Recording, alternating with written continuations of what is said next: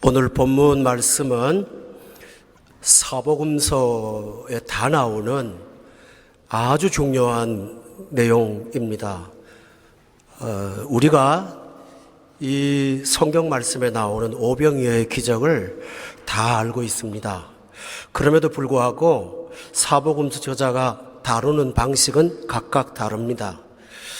특별히 요한복음의 경우에는 예수님께서 이 땅에 오신 생명의 떡이라는 사실을 강조하는 진리로 사용되었습니다. 누가복음이나 마가복음판에 보면 우리가 믿음이 있다면 염려하지 말 것을 당부하시는 하나님의 말씀으로 실용적 차원에서 기록되어 있습니다.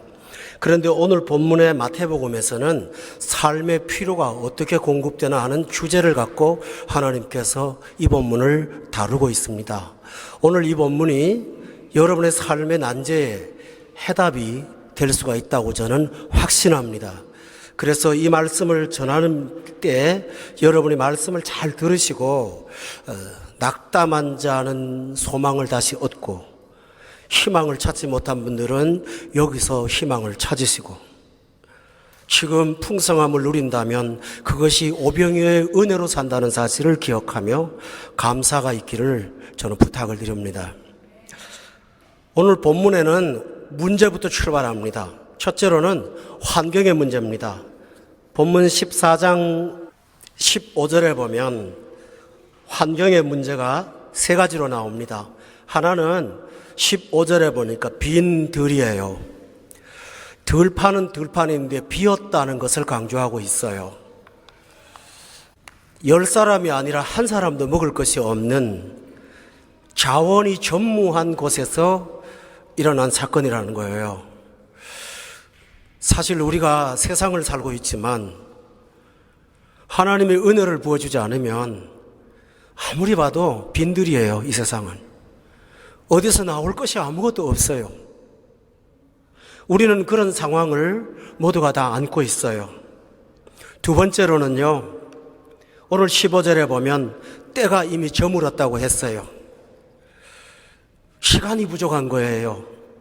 저는 한국에서 회사를 운영하시는 사장님들이 얼마 되지 않은 돈을 내일이면 해결할 수가 있는데 오늘 은행 마감 시간까지 갖다 드리지 못해서 몇백억 자본 회사가 1, 2억으로 부도를 나는 경우를 여러 번 봤어요.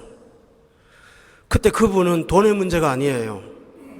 하루만 유예를 해주면 내일 아침이면 되는데 오늘 저녁까지가 시한인 거예요. 이 세상은 그런 일이 많아요. 올해는 실패했지만 내년에는 뿌릴 수 있으니까 한 해만 기회가 있다면 다 일어날 수가 있어요. 그런데 시간이 없는 거예요. 때가 저물어가니 이 많은 사람들을 먹을 것이 있다고 해도 찾아올 수가 없는 시간의 문제가 있다는 것이죠. 우리 인생은 다 이런 시간에 예속되어 있기 때문에 내 마음대로 살 수가 있는 자유가 없어요. 세 번째로는 오늘 본문에 보면 필요의 문제가 있다는 거예요. 여기 먹어야 될 사람은 본문 끝에 보니까 21절에 5천 명이라고 숫자가 나와 있어요. 그런데 21절에 보면 여자와 어린이 외에 5천 명이라고 했어요. 어린이까지 포함한 것 보니까 요즘 가족 기준으로 4인 가족으로 한번 예상해 보자고요. 그때는 훨씬 많이 났는데요. 2만 명이에요. 세상에 아무리 현대화된 사회에서도 2만 명의 군중이 들판에서 어디서 갑자기 이걸 먹어요. 문제가 이거예요. 시간이 없어도 필요가 없으면 그냥 살 수가 있어요. 빈 들이라고 해도 어떻게 굶다 보면 그만일 수도 있어요. 그러나 오늘 당장 먹어야 돼요. 다른 복음서에 보면은 예수님께서 그 사람들을 뭐라고 했는지 아십니까? 오늘 저녁에 이 식사 한 끼 안 하고 돌려보내면 길에서 다 기절해 죽는다고 그랬어요. 죽을 목숨인 거예요. 우리가 세상에서 살면서 이런 아픔을 당해요. 여러분 세상에서 여러분이 돈을 많이 벌든지 적게 벌든지 우리의 필요를 댈 만큼 넉넉한 가정은 거의 없습니다. 늘 필요는 앞서고 공급은 딸리는 게 세상이에요.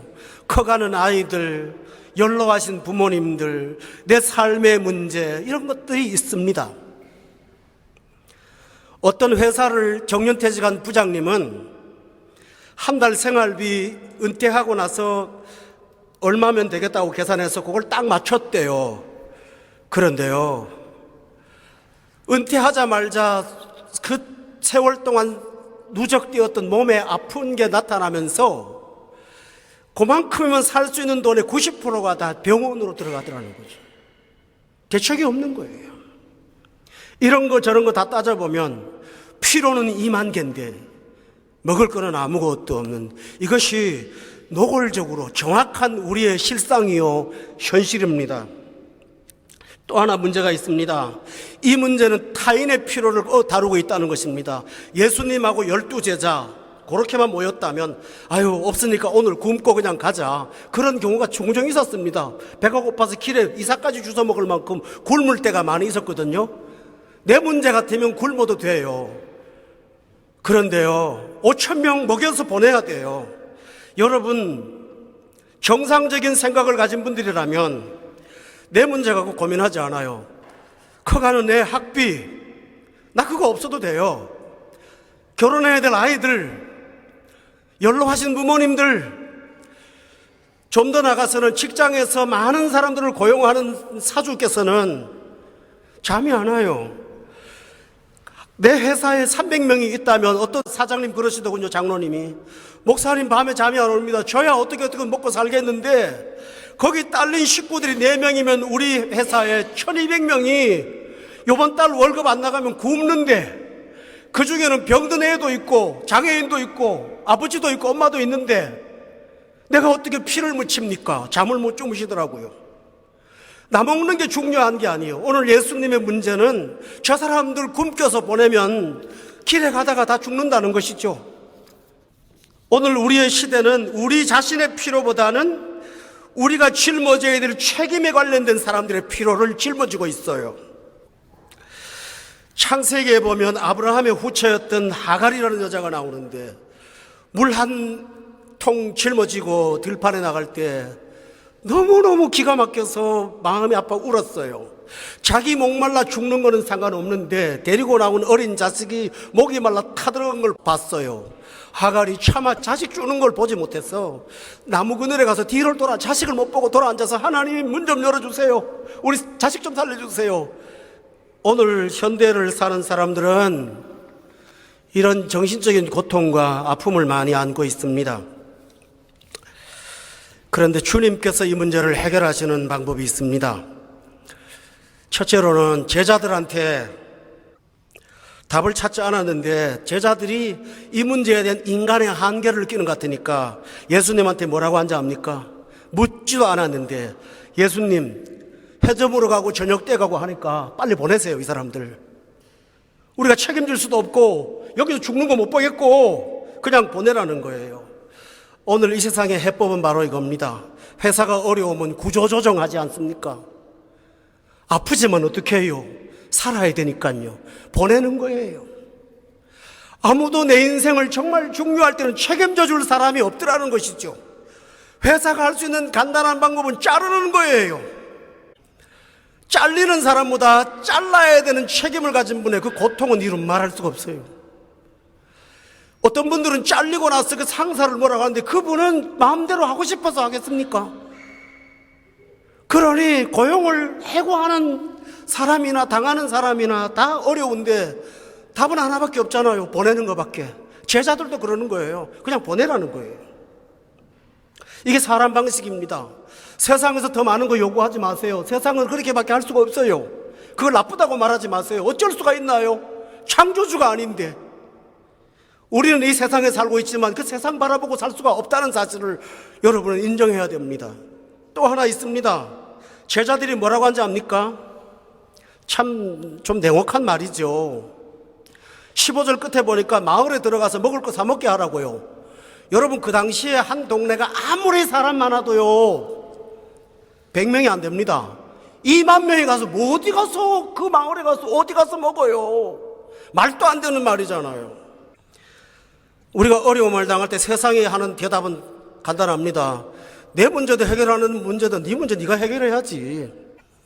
좋을 때는 굉장히 좋지만 길바닥에 나서면 사막 복판에 서 있는 외로운 민들레 하나밖에 안 되는 존재가 우리라는 사실을 본문이 말합니다. 여러분, 이것은 문제를 해결하는 것이 아니라 문제를 만드는 거예요.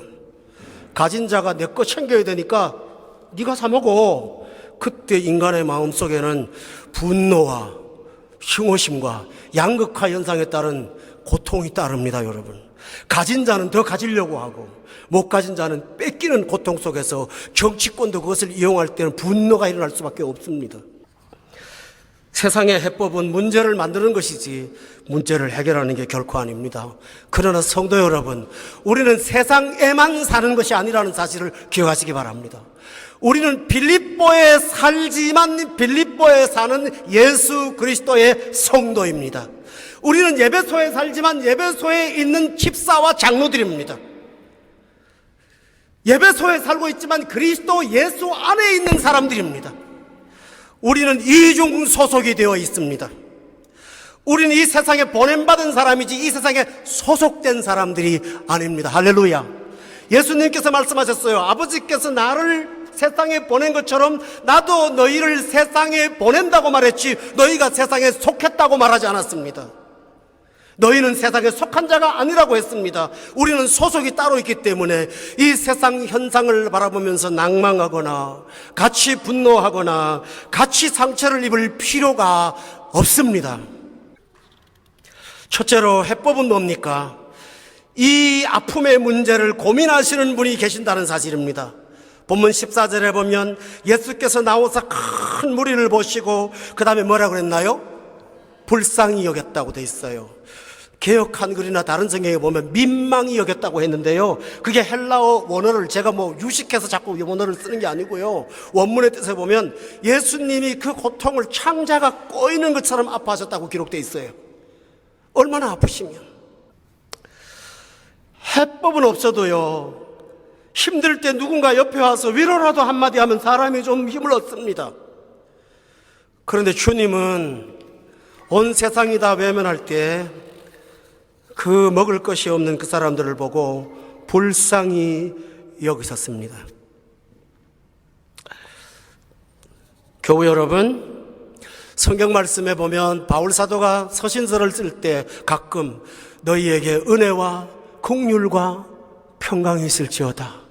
우리에게는 주님의 긍휼이 있다는 사실을 믿으셔야 됩니다. 할렐루야. 온 세상이 다 나를 외면하고 성경에 보면 모태에서부터 난 부모가 너를 버릴지라도 나는 너를 버리지 않을 거야 라고 말씀하신 위로가 있습니다. 평안히 잠들은 예루살렘을 보고 예수님은 겟세마네에서 우시면서 예루살렘아 예루살렘아 네가 평화의 날을 알았다면 좋았을 거라고 통곡하신 분이 계시다는 사실을 믿기를 바랍니다.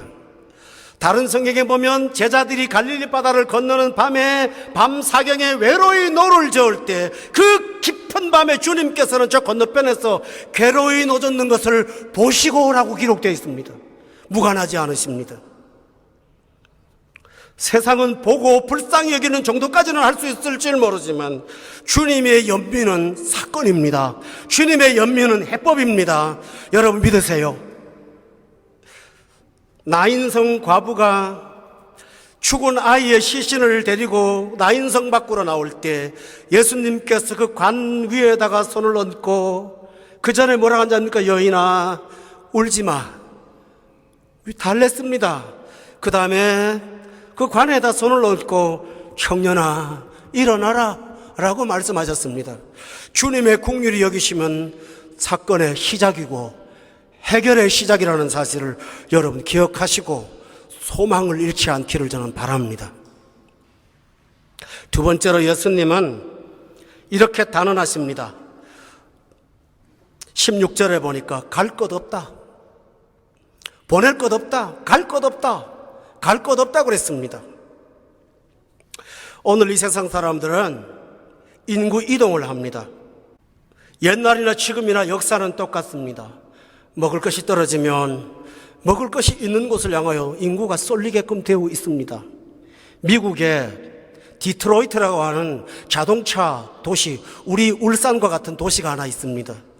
거기 있는 자동차 업계들이 도산하자 그 디트로이트 시가 폐허가 되어서 인터넷에 보면 정말 유령이 나올 만큼 무시무시한 세상이 되었는데 100만 불 이상 가던 집들이 폐허가 돼서 아무도 사지 않는 것이 되었습니다. 왜 그럴까요? 디트로이트에 먹을 것이 없기 때문입니다. 오늘 많은 사람들은 세상으로부터 해법을 없지만은 여기 먹을 게 다 끝났어, 떠나야지 라고 생각합니다. 그때 예수님께서 말합니다. 갈 곳 없어. 그 말에 위대한 힘이 있습니다. 내가 여기 있지 않냐는 거죠. 내가 여기 있지 않냐는 거죠. 광야로 백성들을 데리고 나왔습니다. 하나님이. 그들은 굶어 죽는다고 아우성을 찾지 않습니까? 그때 주님은 그들의 양식이 되셔서 40년 동안 먹을 것을 끊어지지 않게 하셨고, 마실 것을 끊어지지 않게 하셨고, 입은 옷이 헤어지지 않게 하셨고, 신은 신발이 떨어지지 않게 하셨고, 낮에는 구름으로 밤에는 불기둥으로 그들을 보호하셨다는 사실을 여러분은 기억하실 필요가 있습니다. 왜 갈 것 없다 그럴까요? 나 여기 있지 않냐? 모든 자원을 창조하시고 모든 만물의 주인이 되신 그분이 빈 들에서 갈 것 없다고 말하면 그분이 해결하시겠다는 말이니, 여러분은 이 말씀을 듣고 움직이기보다는 전능하신 하나님을 쳐다보시는 믿음을 갖기를 예수 이름으로 축원합니다. 또 하나 예수님은 기가 막힌 말씀을 하셨습니다. 16절에 보니까 하반절에 너희가 먹을 것을 주라고. 먹을 것이 없는 사람한테 줄 게 어디 있습니까? 있지도 않은데 먹을 것을 주라고 하십니다. 너희가 주라고. 근데 여러분 기억하세요. 주라고 하면 주실 것을 있게 만드시는 하나님이 계십니다. 그래서 성경에 보면 주는 자가 복이 있다고 한 말이 무슨 말인지 아세요? 구제를 많이 하니까, 착한 일을 하니까 복이 있다고 아니라요, 주려고 마음 먹으면 끊임없이 줄 게 공급되기 때문에 복이 있다고 하는 거예요. 신기하게 주는 사람은 평생 주고요, 받는 사람은 평생 받아요. 저는 평생 받기만 하니 참 어떻게 하면 좋길지 모르겠어요. 우리 집에 전부 받은 것밖에 없어서 정말 천당 가서 내가 할 말이 없는 사람이에요. 근데 여러분은 주시잖아요. 주는 것은 공급이 있어요. 너희가 먹을 것을 주라. 주님이 없는 것 뻔히 알면서 주라고 말씀하시는 것은 내 먹을 것 생각하지 말고 줄 수 있는 가능성이 하나님께 있다는 사실을 믿으라고 말씀하시는 것입니다. 여러분, 주면 살고 싶으세요? 받으면서 살고 싶으세요? 복을 나누어 주기를 바라세요? 복의 종착역이 되길 바라세요? 하나님은 복을 나누어 줄 수 있도록 우리를 부르셨다는 사실을 믿으십니까?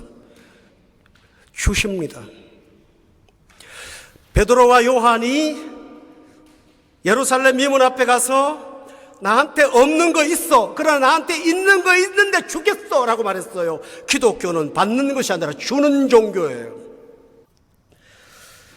그랬더니 어이가 없어서 제자들 중에 한 사람이 보리떡 5개 하고 물고기 2마리를 가지고 왔어요. 그런데 위대한 기적이 있어요. 18절에 보면 예수님께서 그것을 4개로 갖고 오라고 말씀하셨어요. 작은 자원이지만 그 자원을 주님의 손에 들려놓았을 때 그것은 주님께 가지고 온 거예요. 여러분, 직장생활을 하면서 예배 드린다는 거 사실 쉽지 않습니다. 예배 시간은 3시 반부터 4시 한 50분 정도, 1시간 반밖에 안 됐지만 집에서 준비하느라고 다른 약속 못하니 하루 종일 아무 일 못합니다. 갔다 왔다 하는 시간뿐만 아니라 갔다가 와서 은혜 받으면 은혜 받은 대로 하루를 보내야 되니 어쨌든 주일을 성수하는 것이지 하루가 그렇게 쉬운 게 아닙니다. 사실요, 믿지 않는 사람한테는 주일 하나를 온전히 교회에다가 바친다는 게 그 사람들은 우리가 이해가 안 돼요. 이 바쁜 세상에 잠 못 자고 이래도 못 먹고 사는데 저러고 산다고요. 그러나 그 시간은 여러분이 하나님의 손에다가 올려놓은 시간입니다. 우리의 수고를 주님의 손에다가 갖다 올려놓은 것입니다. 그 다음에 주님은 이 올려놓은 축복의 제물을 놓고 하늘을 우러러, 우리 한번 따라합시다. 축사하셨다. 축복을 해주셨어요. 여기다가요.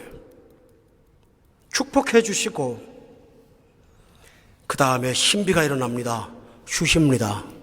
설명하지 않습니다. 주는데 누구부터 주는지 압니까? 너희가 먹을 것을 주라 했으니 예수님은 누구한테 주나요? 5천 명한테 한 명도 안 줬습니다. 누구한테 줘요? 제자한테 줍니다. 봐라, 뭐 줄 게 있지 않냐?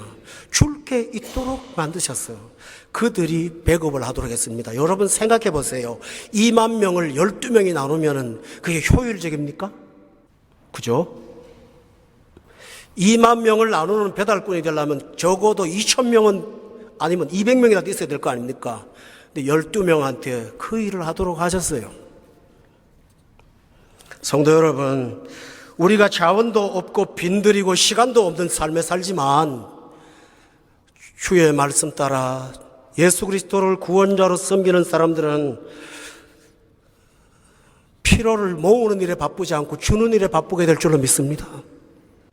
내 먹고 사는 것도 겨우 사느라고 쩔쩔매는 것이 아니고 베풀고 주는 일에 정신없이 바쁘도록 주께서 그리 만들어서 내 삶 때문에 고민하지 않도록 하므로 바울 사도 말한 것처럼 주의 군사로 다니는 자는 생활에 얼매임이 없게 하신다고 하시는 그 말씀을 경험하게 될 줄로 믿습니다.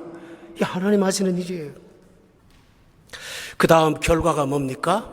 다 배불리 먹었습니다.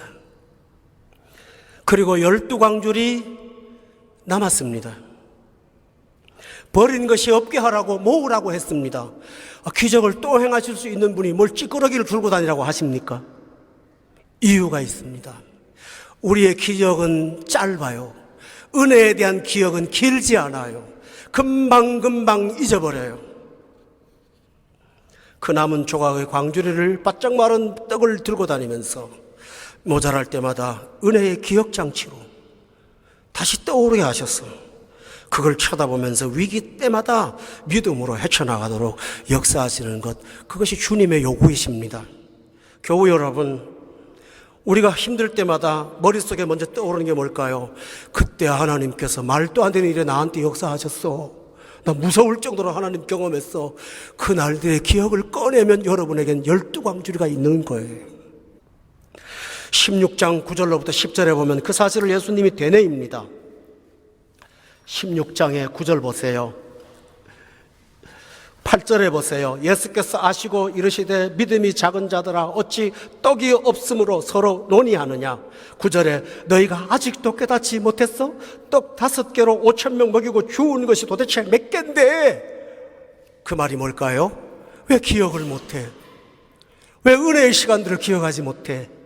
근데 얼마나 기억이 짧으냐면 바로 다음 장까지도 기억이 안 넘어가네요.